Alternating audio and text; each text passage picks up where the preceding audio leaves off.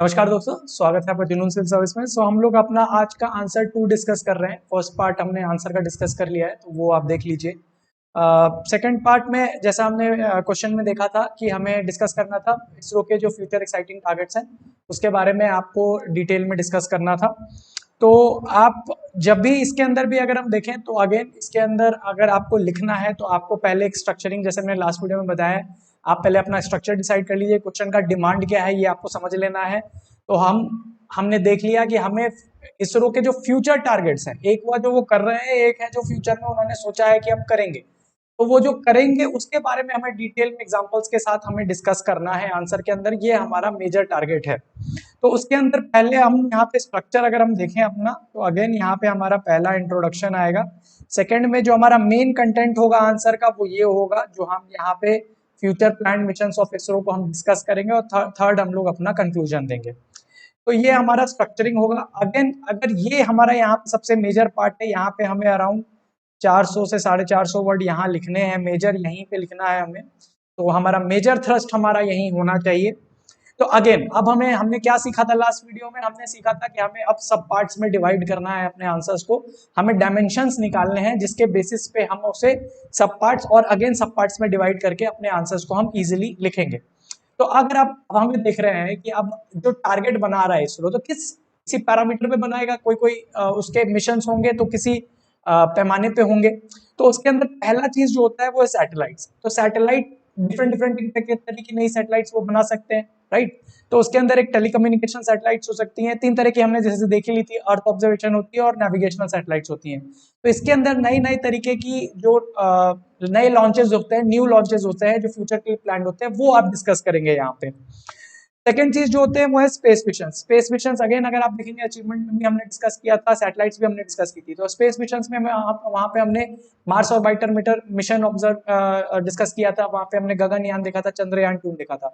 तो यहाँ पे भी आप अगेन डिस्कस कर सकते हैं जो फ्यूचर मिशन है। ये ब्रॉड सब हेडिंग्स हैं जो आपको बनानी है। फिर इसके अंदर अगेन सब हेडिंग्स होंगी। इसके अंदर अगेन 5 से 6 सब हेडिंग्स होंगी जो आप हमें डिस्कस करेंगे, जो कि आगे हम आंसर्स में डिस्कस करेंगे। तो सेकंड सब हेडिंग जो होगी वो स्पेस मिशन की होगी, जो भी extra terrestrial mission like Aditya L1 हो गया, जो वीनस का मिशन है, जो शुक्रयान 1 है, चंद्रयान 3 है, और भी जो डिफरेंट मिशन जो हमारे जो है जो प्लान किए गए वो हम यहाँ पे डिस्कस करेंगे। थर्ड चीज जो होगा launch vehicle and engine. Again launch vehicle जैसे हमने वहां पे देखा था PSLV, GSLV और इंजन, क्रायोजेनिक इंजन। इससे रिलेटेड क्या क्या technologically advance system ISRO plan कर रहा है, ताकि हम और ज्यादा से ज्यादा भारी पेलोड ज्यादा से ज्यादा कम कॉस्ट के अंदर ज्यादा से ज्यादा दूरी तक ले जा सके, जो हमारे लिए रेलिवेंट हो, डिफरेंट ऑर्बिट्स में हो। तो वो चीजें भी इसरो प्लान कर रहा है, तो वो चीजें हम यहाँ डिस्कस करेंगे। चौथी चीज है स्पेस ऑब्जर्वेटरी। अगेन जैसे हमने बोला था एस्ट्रोसैट हमारा पहला स्पेस ऑब्जर्वेटरी है, उसी तरह से हमारा एस्ट्रोसैट 2 भी आने वाला है, उसी तरह से हमारी सेकंड स्पेस ऑब्जर्वेटरी भी आने वाली है, एक्सपोसैट। तो उसके बारे में हम डिस्कस करेंगे, जो इसरो प्लान कर रहा है, जो कॉस्मिक रेज अगर कॉस्मिक रेडिएशन वगैरह, एक्सरेज वगैरह की जो स्टडी करेगा, तो उसके रिलेटेड चीजें हैं वो हम डिस्कस करेंगे। पांचवी चीज होती है स्पेसक्राफ्ट प्रोपल्शन एंड पावर। जो स्पेसक्राफ्ट का प्रोपल्शन एंड पावर है, जिससे वो थ्रस्ट लेता है, उसके रिलेटेड भी टेक्नोलॉजिकल एडवांसेस है जो इसरो प्लान कर रहा है। तो इन 5 थीम्स के जो हेडिंग्स के अंडर हम अपना डिस्कस करेंगे, और इसके अंदर फर्दर हम सब हेडिंग्स बना के हम अपने आंसर को डिस्कस करेंगे। तो अगेन जैसे हम देख रहे हैं यहाँ पे 5 हमारी हेडिंग है, इसके अंदर अगेन हमारी 4 से 5 सब हेडिंग होगी। इजिली हम 450 वर्ड लिख देंगे, कोई भी बड़ी बात नहीं है इसके अंदर। तो आई होप आपको यहाँ पे स्ट्रक्चरिंग समझ में आ गई। यहाँ पे स्ट्रक्चरिंग हमें कैसे करनी है, और हमारी ब्रॉड स्ट्रक्चरिंग में कौन कौन सी हेडिंग्स होंगी। तो हम लोग आगे बढ़ते हैं इसके अंदर। इंट्रोडक्शन हम जल्दी से देख लेते हैं, इसमें ज्यादा कुछ है नहीं इंट्रोडक्शन, इसके अंदर हमें ज्यादा कुछ नहीं लिखना है।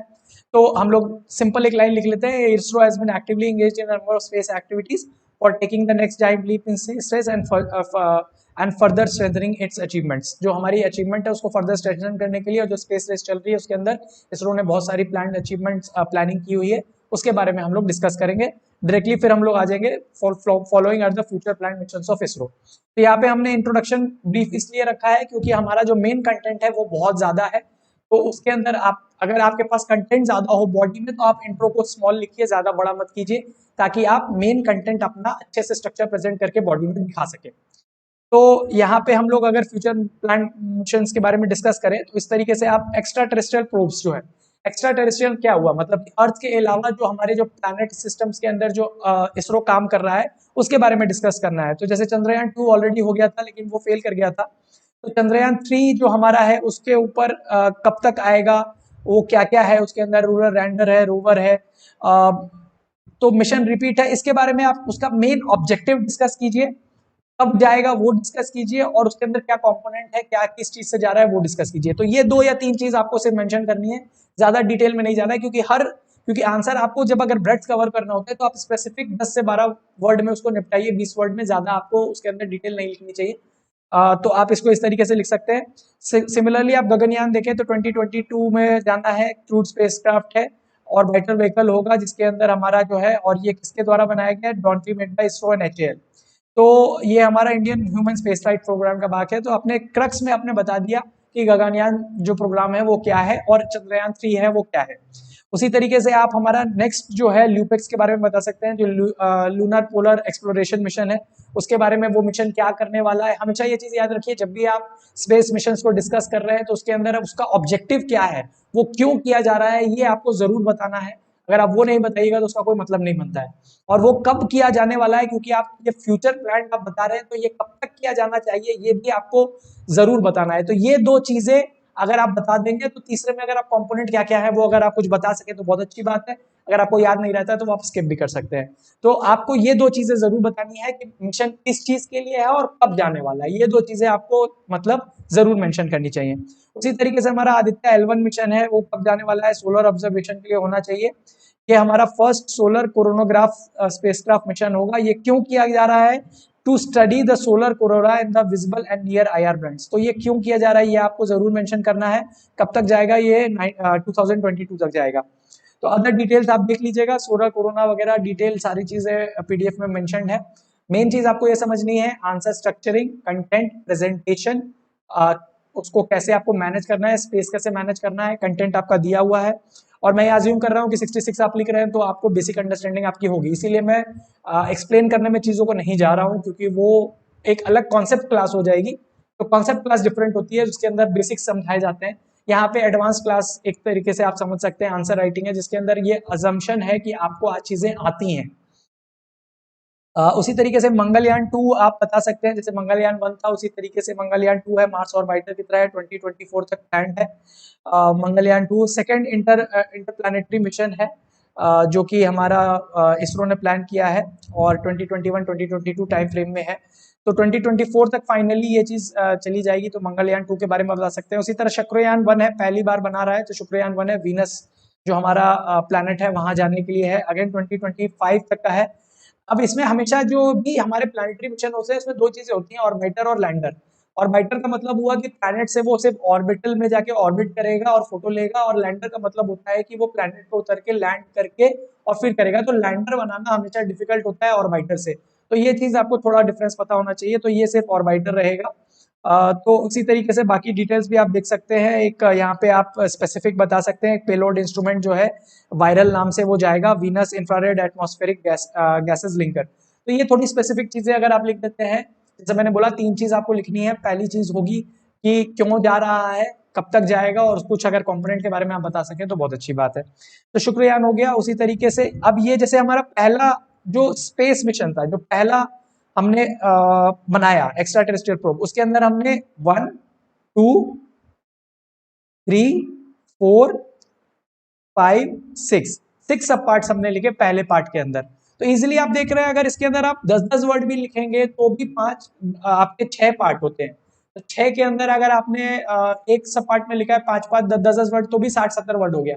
और वैसे वैसे आपकी 5 हेडिंग है, 5 हेडिंग है, तो इजीली आपका 400-450 वर्ड इजीली कवर हो जाता है। इसीलिए मैं कह रहा था अगर जितना आप डिवाइड कर लेते हैं और सब पार्ट को अपडेट्स बना लेते हैं उतना आपके लिए इजीली हो जाता है आंसर को अपना, और वो एग्जामिनर के लिए भी इजी हो जाता है पढ़ना। क्योंकि अगर एक पेज में आप खाली भर दे रहे हैं और उसके अंदर कोई कंटेंट स्ट्रक्चरिंग नहीं है, प्रेजेंटेशन नहीं है, तो वो पढ़ने का भी मन नहीं करता किसी भी एग्जामिनर का। इसी तरीके से हम सेकंड पार्ट पे आ जाते हैं, स्पेस टेलीस्कोप एंड ऑब्जर्वेटरी। अगर हम बात करें, जैसा मैंने बोला था एस्ट्रोसैट 2 है, एस्ट्रोसैट 1 पहले ही लॉन्च हो चुका है। ये second dedicated multilens wavelength space telescope होगा, जो एस्ट्रोसैट 1 के बाद लॉन्च किया जा रहा है। तो जो कि 5 ईयर के लिए बनाया गया था बेसिकली, 2016 से 20 तक के लिए। तो वो है एक्सपोसैट अगेन है, जो कि कंट्री का सेकंड स्पेस टेलीस्कोप होगा, जो कि ये है, इसका फुल फॉर्म है एक्सरे पोलैरिमीटर सैटेलाइट।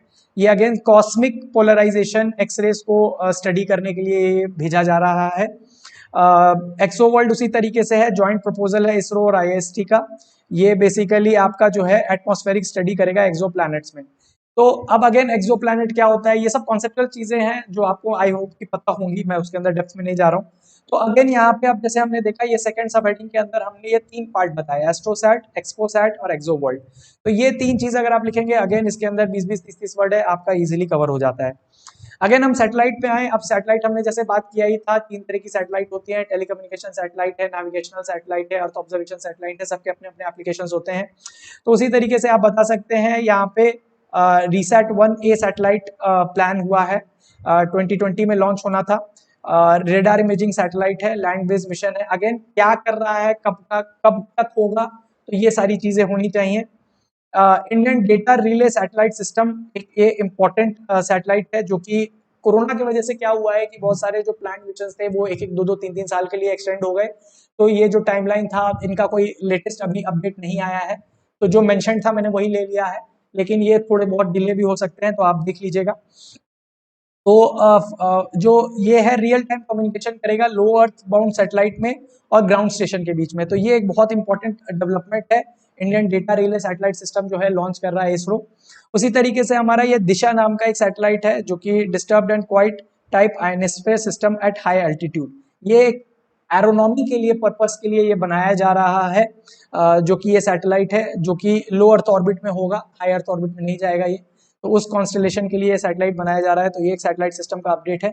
उसी तरीके से अर्थ ऑब्जर्वेशन के लिए जीसैट 1, जीसैट 2 हो गया, निसार सैटेलाइट हो गया, जो कि नासा के कोलैबोरेशन में बनाया जा रहा है।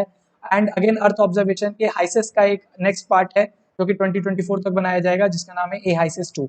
तो अगेन यहाँ पे देखें, अगर सैटेलाइट के रेस्पेक्ट में देखें, अगेन आपने 6 पार्ट आपने यहाँ पे डिस्कस किए हैं, तो वहां पे आप इजिली आपका जो है वो चीज हो जाएगी कवर।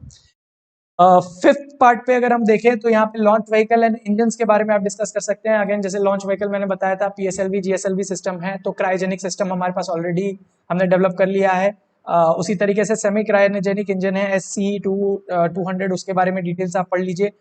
मिथलक्स इंजन है, इसके मिथाइल बेस्ड इंजन है, ये लेस पॉल्यूटिव होता है, कोई रेसिड्यू भी नहीं देता है। तो इस तरीके से इस पे भी काम हो रहा है इस इंजन पे, क्योंकि अगेन आपको भेजना है ऊपर, तो आपके पास एक इंजन सिस्टम होना चाहिए, प्रोपल्शन सिस्टम होना चाहिए, तो उसके ऊपर काम हो रहा है। रीयूजेबल लॉन्चर है। अब होता क्या है, लॉन्चर एक बार यूज होने के बाद रीयूजेबल नहीं हो पाता है, तो उस तरह के लॉन्चर बना रहे हैं, वो कॉस्ट इफेक्टिव हो जाएगा कि एक बार आपने लॉन्चर भेजा और सिमिलरली वो आके आपके ऑर्बिट में वापस आके आपके ग्राउंड स्टेशन पे बेस हो जाए, तो आप उसी लॉन्चर को वापस से यूज कर पाए, तो ये बहुत कॉस्ट इफेक्टिव हो जाता है। तो इस पे भी इसरो जो हमारा है काम कर रहा है, जो ये VTVL होता है, vertical take off vertical landing, तो इसके बेसिस पे काम कर रहा है। तो इसके बारे में भी आप लिख सकते हैं रीयूजेबल लॉन्चर्स के बारे में। तो अगेन ये एक हेडिंग हुई लॉन्च व्हीकल्स एंड इंजन्स, जिसके अंदर आप 3 सब पार्ट डिस्कस करेंगे।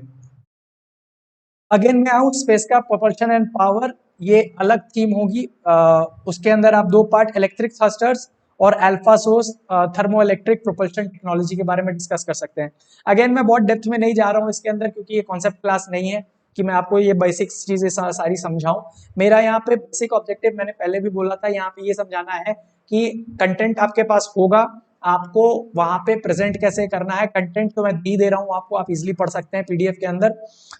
समझने वाला पार्ट अगर जो न्यू है, मुझे ये चीज लग रही है कि जो न्यू स्टूडेंट है वो शायद घबरा जाएंगे कि ये चीज क्या है, क्योंकि शायद उनको ये सारी डिटेल्स ना पता हो, ये हो सकता है बिल्कुल। तो उसके लिए मैं, अगर मुझे समय मिला तो आगे मैं कॉन्सेप्ट क्लास में धीरे धीरे एक्सप्लेन भी कर दूंगा ये सारी चीजें, बहुत ज्यादा इसमें कोई टफ चीज नहीं होती है। बट जो लोग दे रहे हैं उनके लिए तो मैं अज्यूम करता हूँ आपको ये सारी चीजें पता होंगी। तो आपको कंटेंट स्ट्रक्चरिंग और प्रेजेंटेशन पे ज्यादा काम करना है, अपने आंसर राइटिंग पे ज्यादा काम करना है। तो अगेन यहाँ पे आप 2 चीजें यहाँ डिस्कस कर सकते हैं, और आपका आंसर इजीली आप 500 वर्ड्स प्लस लिख देंगे। और इस तरीके से अगर आप लिखेंगे तो कोई रीजन नहीं है कि आपको अराउंड 30 प्लस मार्क्स क्यों नहीं मिलेंगे, एटलीस्ट 25 प्लस मार्क्स को मिलने ही मिलने हैं।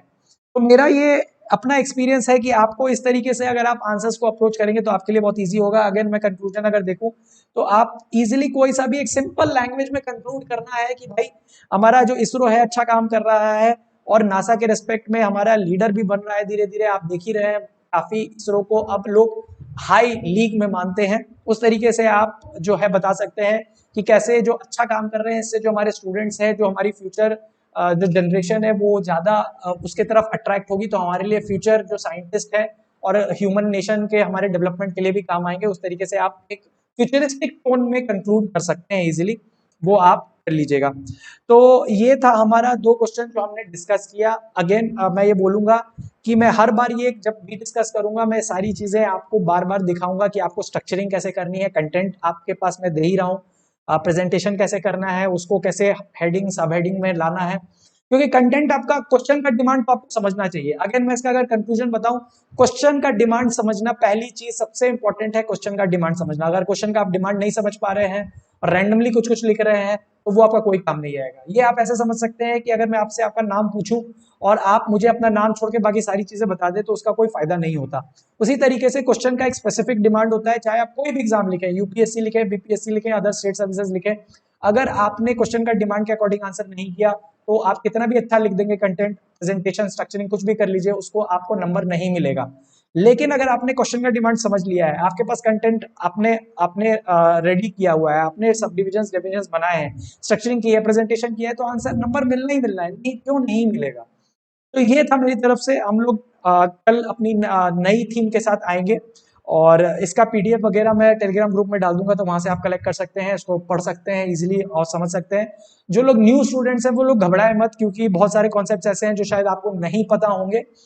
तो आप या तो खुद से पढ़ लीजिए, यूट्यूब वगैरह में बहुत सारे वीडियोस आपको मिल जाएंगे जो आपको ये बेसिक कॉन्सेप्ट्स बताए। अगर आप मैं बस समय मिला तो मैं बाकी जो बेसिक कॉन्सेप्ट्स है वो भी आगे एक्सप्लेन करने की कोशिश करूंगा। बट यहाँ मेरा अजम्पशन है कि आपको बेसिक कॉन्सेप्ट्स आते हैं, यहाँ पे हमारा फोकस आंसर राइटिंग है, ना कि कंसेप्ट समझाना। तो ये था हमारे लिए। हम लोग कल फिर मिलेंगे अपने नेक्स्ट थीम के साथ, तो हम लोग कल फिर इसको देखते हैं। Thank you.